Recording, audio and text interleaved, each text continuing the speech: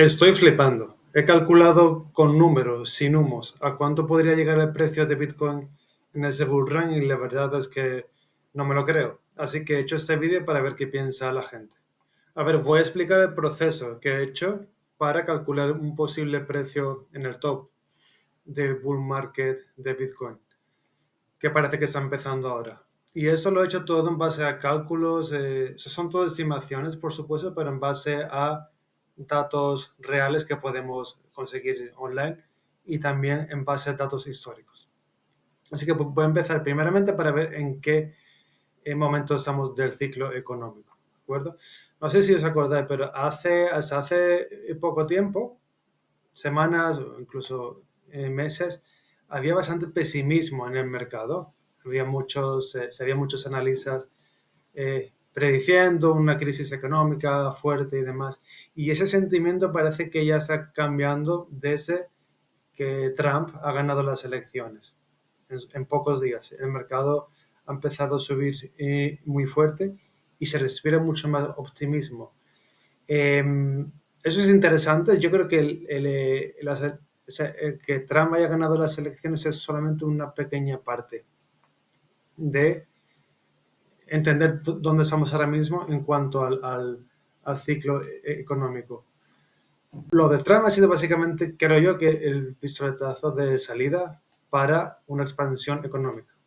Es decir, medidas políticas expansivas que se llaman, que es básicamente fomentar la economía.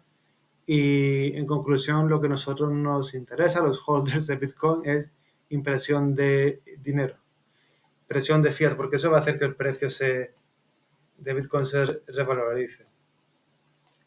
Aquí, ese índice, el Russell 2000, aquí se espera perfectamente dónde estamos.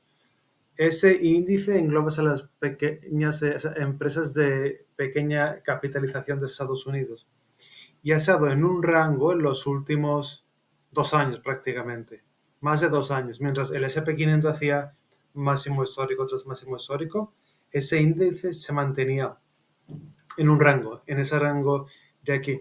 Y ya en las últimas semanas, sobre todo desde que Trump ganó las elecciones, parece que ya rompe ese rango fácilmente.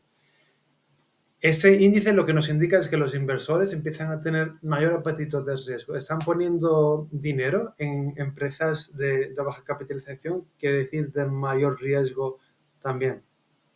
Y cuando esto ocurre, cuando esto empieza a ocurrir después de un periodo de consolidación, nos da esa señal, lo que he comentado antes, que se viene la expansión económica, ¿no?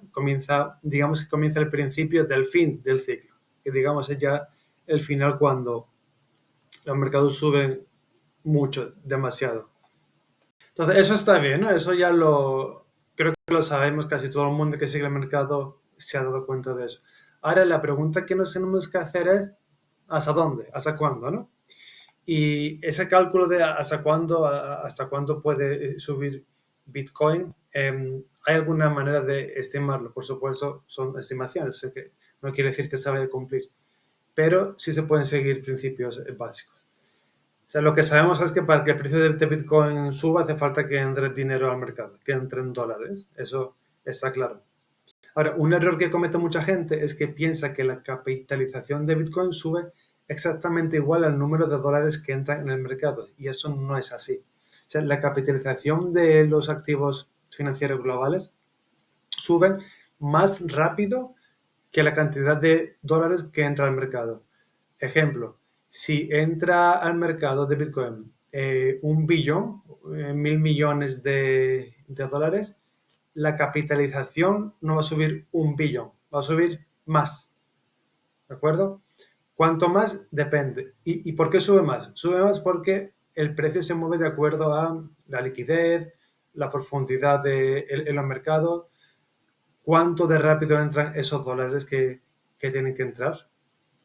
Entonces, por eso, los datos históricos que tenemos de bolsa y otros activos financieros nos dicen que la capitalización sube alrededor de 2 a 5 veces más rápido que los números de dólares que entran.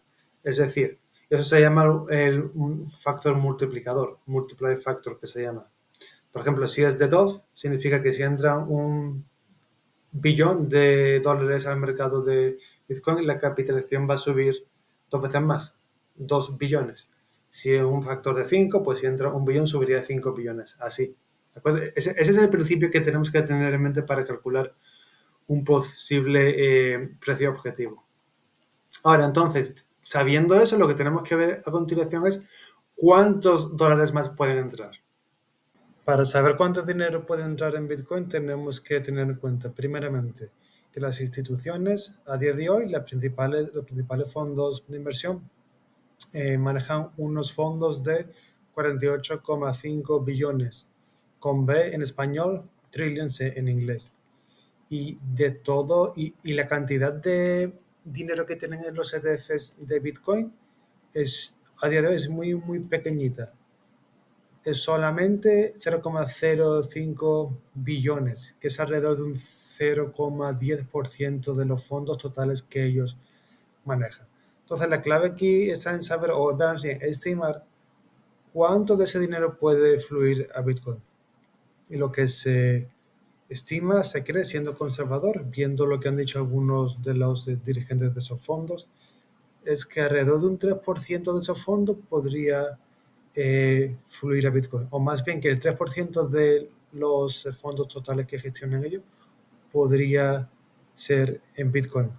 Y eso sería una diferencia de alrededor de 2,4 billones. Es decir, entrarían 2,4 billones de dólares en Bitcoin. Pero además de eso, entraría dinero también de retailers, de otras instituciones que no compren a través de los ETFs. Entonces, a esos 2,4 billones que podrían entrar de esos fondos, yo he estimado que podrían entrar un 50% más o menos, como digo, de inversores particulares, empresas como MicroStrategy, que ha dicho que va a comprar 42.000 millones de dólares los próximos 2 años. Microsoft está ahora votando si invierten en Bitcoin o no. Entonces, bueno, yo para ser conservador estimo que un 50% más.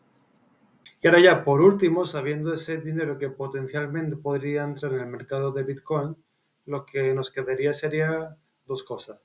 Primeramente, aplicarle el factor multiplicador que consideremos.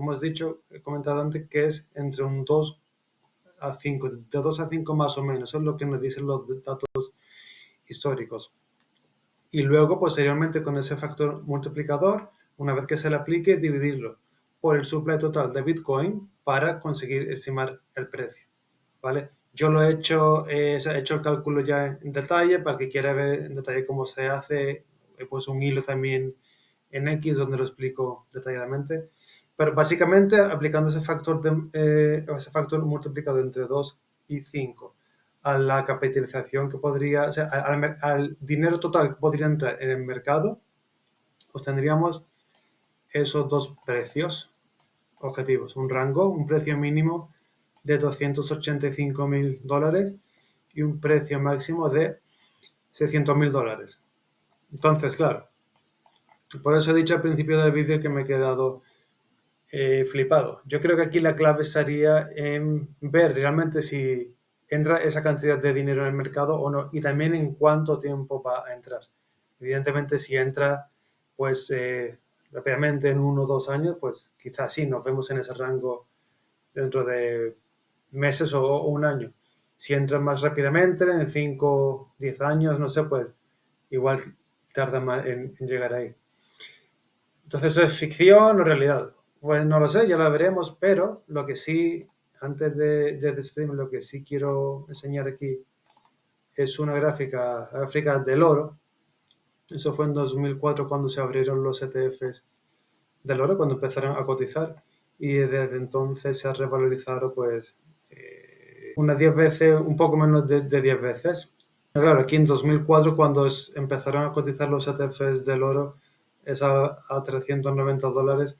¿Quién iba a pensar que a día de hoy subieran 2.684 dólares? Pues nadie lo pensaría. Hoy con Bitcoin pues sucede algo igual.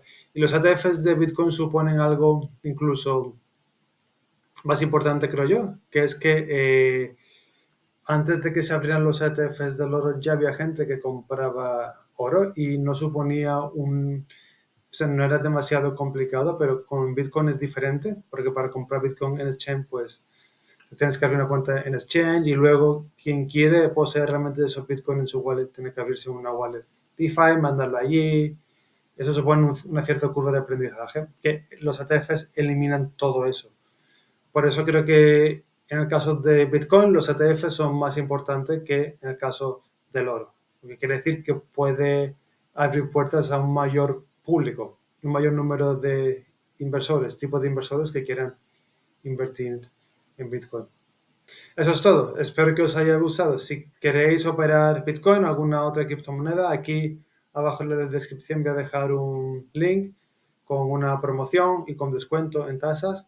Y también si os registráis tenéis acceso a mi grupo VIP de Telegram y ahí doy las operaciones que estoy haciendo las voy compartiendo con mi comunidad. Así que eso es todo. Nos vemos en el próximo vídeo.